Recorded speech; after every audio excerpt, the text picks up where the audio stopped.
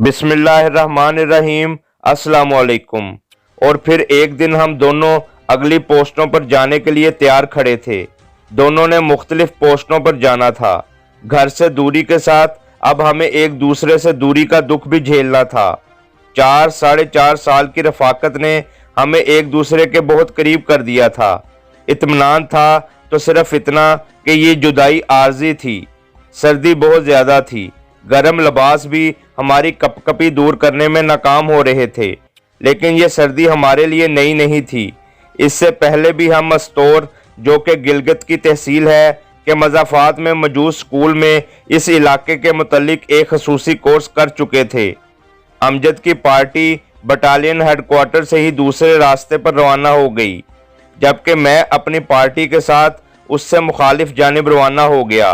कई घंटों की मुसाफत के बाद हम पोस्ट पर पहुंच सके। पोस्ट पर टेलीफोन और वायरलेस की सहूलियात मौजूद थीं, लेकिन फ़ोन अमूमन ख़राब ही रहता, क्योंकि बर्फ़ानी तोदे गिरने से फ़ोन की लाइन कट जाती थी। वायरलेस अलबत्ता राब्ता बहाल रखता, लेकिन इसकी सबसे बड़ी खामी ये थी कि इसके ज़रिए सिक्योरिटी कायम रखना मुश्किल हो जाती। लेकिन मजबूरी की वजह से वायरलेस के ज़रिए ही राब्ता बहाल रखा जाता। अलबत्ता आर्डर्स वगैरह पास करने के लिए कोड वर्ड्स यूज़ किए जाते ताकि सिक्योरिटी बरकरार रहे। अमजद से भी चंद मरतबा गुफ्तगू हो चुकी थी, लेकिन बात सलाम दुआ से आगे नहीं बढ़ सकी। घर से राब्ते का वाहिद ज़रिया ख़त था, जिसका मैं शिद्दत से मुंतज़िर था। हमारे सेक्टर की 8 पोस्टें थीं और तमाम पोस्टें एक ही बेस से मुंसलिक थीं। बटालियन से डाक वगैरह बेस तक पहुंचाई जाती और इससे आगे तमाम पोस्टें अपने सामान की वसूली के लिए पार्टियां रवाना करती। पार्टियों की नकलो हरकत का इन्हिसार मौसम की सूरत हाल पर रहता, लेकिन अमूमन नवंबर के महीने में ये नकलो हरकत 3 माह के लिए बिल्कुल रोक दी जाती, क्योंकि इस अरसे के दरमियान बर्फ़ बड़ी शिद्दत से गिरती और इसी वजह से बर्फ़ानी तोदे भी बड़ी तादाद में गिरते थे। घरेलू परेशानी से कतई नज़र ये इलाका दिलफरेब और दीदा ज़ेब नज़ारों से भरा पड़ा था। साफ़ व शफाफ फ़िज़ा में दूर तक फैले पहाड़ी सिलसिले अजीब मंजर पेश करते। ज़्यादा बुलंदी और दरख्तों की गैर मौजूदगी की वजह से गो के ऑक्सीजन बहुत कम थी, लेकिन ये कमी सिर्फ नकलो हरकत या जिस्मानी मुशक्क़त करते वक्त महसूस होती थी। पोस्ट पर हम लोगों का वाहिद काम ड्यूटी की बजा आवरी था और इसके बाद अमूमन तमाम लोग ताश खेलने में मशगूल रहते या स्लीपिंग बैग्स में घुसकर घर और गांव की यादों में खो जाते। मैं अलबत्ता फारिग औकात में हल्की फुल्की जिस्मानी मशकों में वक्त गुजारना पसंद करता। पोस्ट का सेकंड इन कमांड हवलदार कामिल और सिग्नल का सिपाही साजिद भी अमूमन मेरी मशकें देखने आ जाते थे। जूडो वगैरह के दाव पेच के इस्तेमाल में चूंकि दूसरे आदमी की ज़रूरत पड़ती है, इसलिए जूडो की मशक करते वक्त मैं इन दोनों को अपने साथ शामिल कर लेता और वो दोनों भी कुछ सीखने के शौक में तख्ता मशक बने रहते। गिरने और किसी को उठाकर फेंकने के लिए बर्फ़ बड़ी मावन साबित होती है। ताज़ा गिरी हुई बर्फ़ तो फोम से भी ज़्यादा नरम होती है। रात को मैं भी साथियों के साथ ताश खेलने में मशगूल हो जाता। गंडापुर होने की वजह से ताश का खेल मेरी गुट्टी में पड़ा हुआ था। पत्ताबाजी और चालों में तो बड़े बड़े खिलाड़ी मेरी सलाहियतों का लोहा मानते थे। ये बेचारे तो फ़कत पत्ता फेंकना जानते थे, इसलिए पहले दिन से ही तमाम ने मुझे अपना गुरु मान लिया था। पोस्ट पर हम टोटल 12 बंदे थे, जिसमें एक सूबेदार, एक हवालदार और बाकी तमाम सिपाही या लांस नाइक थे। एक बंदा हमने खाना पकाने यानी कुकिंग वगैरह के लिए मुख्तस किया हुआ था। बाकी के 9 बंदे ड्यूटी देते थे। मुझे पोस्ट पर आए महीना होने को था जब सेक्टर के बेस पर तमाम पोस्टों की डाक और रिफ्रेशमेंट का कुछ सामान पहुंचा। रात को जब वायरलेस पर आर्डर पास हुआ तो सूबेदार साहब ने कहा, सुबह सवेरे पार्टी भेज देंगे। डाक की आमद का सुनकर तमाम लोग खुश हो गए थे। पता नहीं किन खुश नसीबों के खत आए होंगे। मेरे करीब स्लीपिंग बैग में घुसा अली मोहम्मद जोर से बड़बड़ाया, कल इस टाइम तक पता चल जाएगा। गुलाम मोहम्मद बोला, चलो इस टाइम तक तो खुश हो लें। ये कहते ही अली मोहम्मद ने अपना सर भी बैग के अंदर कर लिया, लेकिन इन दोनों के अंदाजे गलत साबित हुए। रात के तकरीबन 2 बजे थे जब हल्की हल्की बर्फबारी शुरू हुई और सुबह तक शिद्दत इख्तियार कर गई, जिससे पार्टी का जाना मौखर हो गया। बर्फबारी पूरा हफ्ता जारी रही। जिस दिन रुकी, इसी दिन बटालियन हेडक्वार्टर की तरफ से आर्डर पास हुआ कि हर किस्म की मूवमेंट फरवरी तक बंद कर दी जाए। इसका मतलब है अगर हमारा खत हुआ भी तो अगले 3 महीनों तक हमें नहीं मिल सकेगा। मैंने अली मोहम्मद से पूछा। इस वक्त हम दोनों ड्यूटी पर खड़े थे। नहीं यार, उसने नफी में सर हिलाया। अगर रानी हमारे सेक्टर की तरफ आ निकली तो डाक ले आएगी। रानी? मेरे लहजे में हैरानी थी। हाँ यार, रानी, बर्फ की रानी, कुतिया है, सफ़ेद रंग की। हल्का फुल्का सा सामान मसलन डाक, सिगरेट, नस्वार वगैरह एक जगह से दूसरी जगह पहुंचाने के लिए तमाम सेक्टर्स इसी को इस्तेमाल करते हैं। क्या ये मुस्तकिल किसी पोस्ट पर नहीं टिकती? ये हरकत में ही रहती है। जिस पोस्ट पर पहुंचे, इसी पोस्ट वाले एक दिन अपने पास रख कर गोश्त वगैरह से इसकी तवाज़ा करते हैं और अगले दिन दूसरी जगह अपने काम से भेज देते हैं। रानी साहबा को बताते कैसे हैं कि उसने किस पोस्ट पर जाना है? बहुत आसान। जिस पोस्ट पर भेजना होता है उसकी जानिब रानी का रुख करके पीछे से थपकी लगाओ तो रानी समझ जाती है और सीधा इसी पोस्ट पर पहुंचती है। बड़ी मुफीद कुतिया है यार। बिल्कुल, उसने कई दफ़ा लोगों को मुश्किल से निकाला है। एक दफ़ा तो हमारे सूबेदार साहब सख्त बीमार हो गए थे, रास्ते बंद थे और बटालियन हेडक्वार्टर से इसके लिए डॉक्टर साहब ने जो दवाई तजवीज़ की वो रानी ने ही इसके पास पहुंचाई थी और सूबेदार साहब की जान बच गई थी। इस तरह कई दफ़ा ऐसे मराहल भी आए कि लोगों के पास सिगरेट, निस्वार ख़त्म होने की सूरत में रानी ने ही उन्हें यह सब कुछ मुहैया किया। बड़ी बात है यार, कहकर मैं खामोश हो गया और दिल ही दिल में रानी के बेस पर पहुंचने की दुआ मांगने लगा। वो शायद कबूलियत की घड़ी थी कि इससे अगले दिन सेट पर बेस वालों ने बताया कि रानी को हमारी सिमत डाक देकर भेजा जा रहा है। कब तक पहुंच जाएगी? मैंने अपने साथ बैठे अली मोहम्मद से पूछा। ज़्यादा से ज़्यादा 3 घंटों में। हमें 10 घंटे लग जाते हैं, वो भी रास्ते साफ होने की सूरत में। वो रानी है, वो फख्र से बोला। रास्ते में बगैर रुके सफ़र करेगी और वैसे भी कुत्ते बर्फ में आसानी से चल सकते हैं। 2.5 घंटे बाद हम तमाम अपने रहायशी कमरे की छत पर खड़े रानी का रास्ता तक रहे थे। वो रही। हवलदार कामर ने दूर चट्टानों की तरफ इशारा किया। गौर से देखने पर मुझे एक सफ़ेद धब्बा हरकत करता दिखाई दिया। अगर उसका रंग सफ़ेद ना होता तो शायद वो काफ़ी देर पहले नज़र आना शुरू हो गई होती। अगले आधे घंटे में रानी पोस्ट पर पहुंच चुकी थी। रानी के लिए दूध गर्म करके रखा हुआ था और उसके बैठने के लिए आटे की खाली बोरियां बिछाई हुई थीं। वो इत्मीनान से बोरियों पर बैठ गई। सूबेदार साहब ने आगे बढ़कर उसके गले में लटकती हुई डाक निकाल ली। तमाम लोग सूबेदार साहब के गिर्द इकट्ठे हो गए। ये है सिपाही गुलाम मोहम्मद। सूबेदार साहब ने पहला खत का पता पढ़ा। चल भाई गामे, मैंने अपने साथ खड़े गुलाम मोहम्मद की पीठ पर थपकी लगाई। सूबेदार साहब ने एक एक खत निकाल कर इस पर मौजूद एड्रेस पढ़ते हुए मतलूबा शख्स के हवाले कर दिया। कई खुश नसीब ऐसे थे जिनके 2-2, 3-3 खत आए हुए थे। खुशकिस्मती से मेरे भी 2 खत आए थे। सूबेदार साहब के हाथों में मौजूद खतूत का बंडल जैसे ही ख़त्म हुआ, तमाम लोग अपना अपना खत खोलकर पढ़ने में मशगूल हो गए। मैंने भी बिस्मिल्लाह कहकर पहला खत खोला। उस पर कमांडो यूनिट का पता लिखा हुआ था। गालबन चचा फाजल ने पहला खत मेरे पुराने पते पर भेजा था और कमांडोज ने उसे यूनिट के एड्रेस पर इरसाल कर दिया था।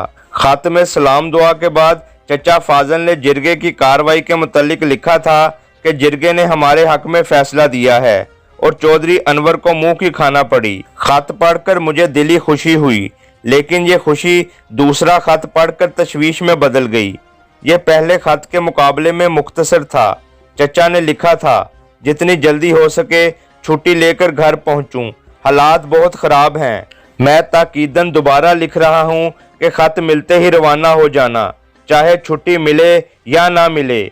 मैंने ख़त पर लिखी तारीख देखी, 10 दिन पहले का लिखा हुआ ख़त था। इसका मतलब था कि रास्ते में रुके बगैर ये मुझ तक पहुंचा था। मैंने खत के मजमून से नजर उठाकर दाएं बाएं घुमाई। चारों तरफ दूरों नजदीक बर्फ की चादर ओढ़े पहाड़ी सिलसिले दिखाई दिए। छुट्टी मिले या ना मिले आ जाओ। मेरे दिमाग में चचा फाजल के अल्फाज गूंजे। कैसे आ जाऊं? मैंने खुद कलामी की। कुछ करना पड़ेगा, कुछ तो करना ही पड़ेगा। मेरी सोचों में हलचल मच गई थी। रात को ड्यूटी के दौरान मैं ऑपरेटर के पास पहुंचा।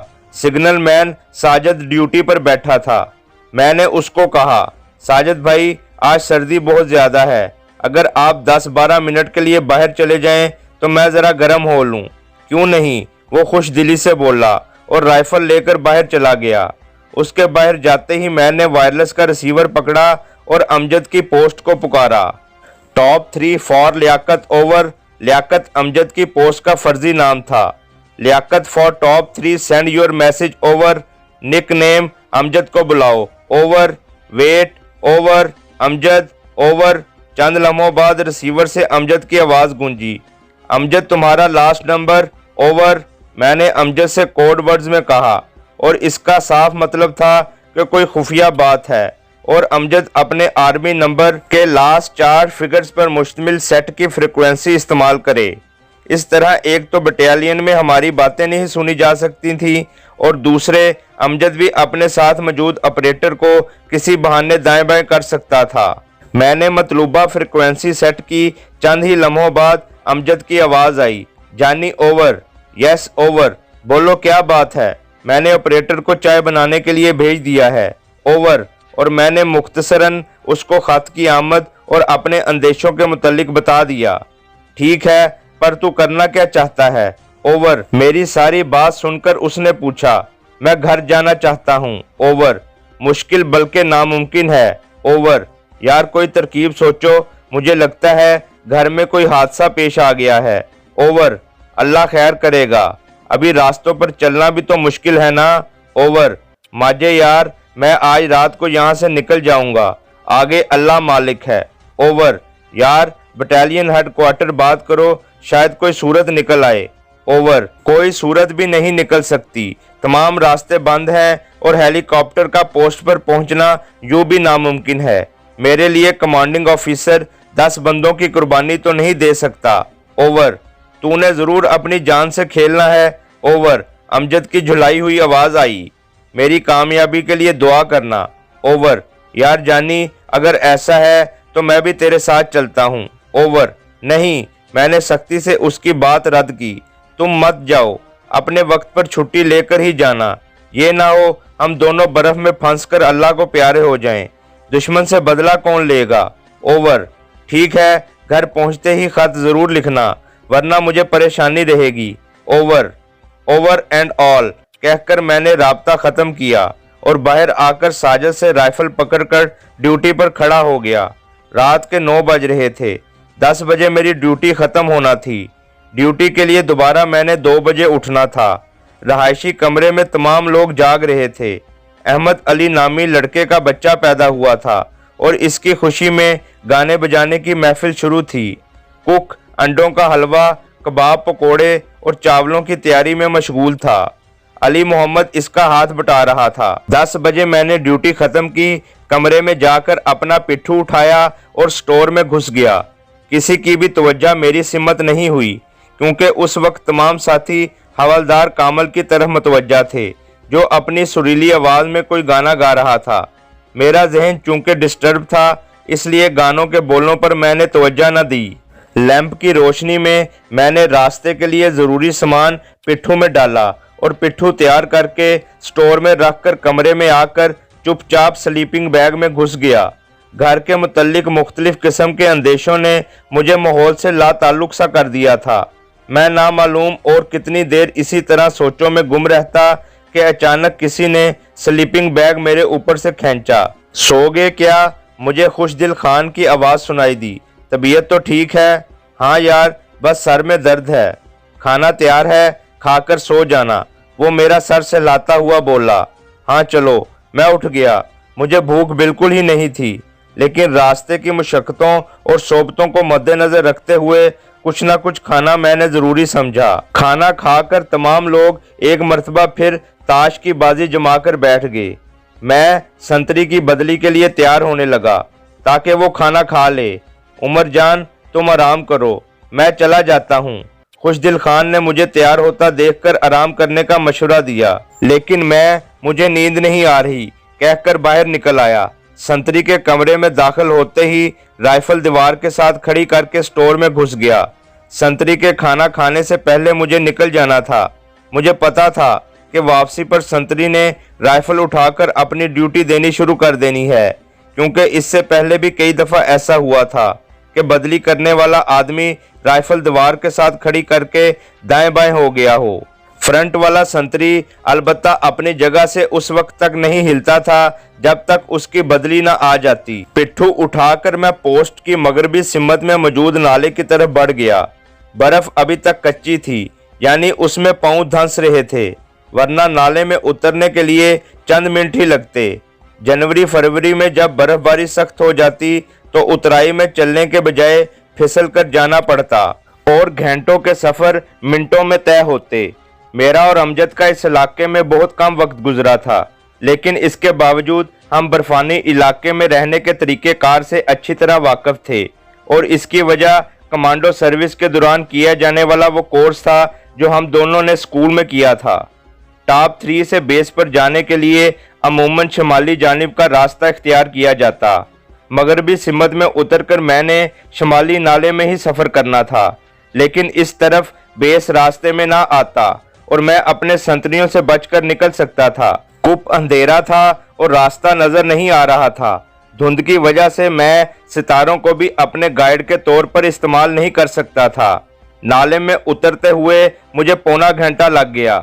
टार्च जलाए बगैर मैं अंदाजे से शुमाल की तरफ नाले में बढ़ गया। ताज़ा पड़ी बर्फ की वजह से मैं रेंगने की रफ्तार से हरकत कर रहा था। इस इलाके में सरहद की तकसीम बड़े अजीब अंदाज में हुई है। जिस जगह भी दोनों मुल्कों की आर्मी को पोस्ट के लिए मुनासिब जगह मिली, वहीं पोस्ट बना दी गई।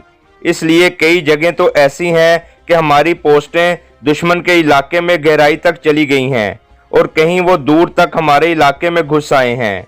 एक दूसरे पर फायर खोले रखना रोज का मामूल था। पोस्ट पर किसी ने हाथ से इर्द गिर्द के इलाके का नक्शा बनाकर रख छोड़ा था। उस नक्शे से भी मुझे इस इलाके को समझने में काफ़ी मदद मिली थी। अगर मैं मुसलसल 3 दिन चलता रहता तो रोड तक पहुंच सकता था, जहां से मुझे स्कर्दू के लिए गाड़ी मिल जाती।